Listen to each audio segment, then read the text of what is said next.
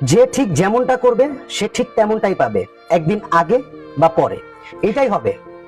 আপনি ভাইবেন না যে আপনি অন্য একজন মানুষকে অকারণে কষ্ট দেয়া খুব বেশি ভালো থাকতে পারবেন।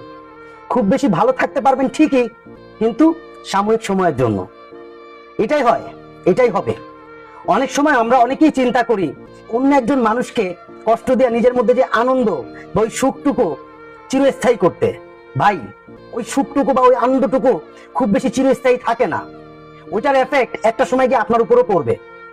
কিন্তু মানুষ এই জিনিসটা করে খুব বেশি, এই জিনিসটা করতে খুব বেশি অভ্যস্ত। এটাই করছে, এটাই হচ্ছে। স্বাভাবিক না বিষয়গুলা?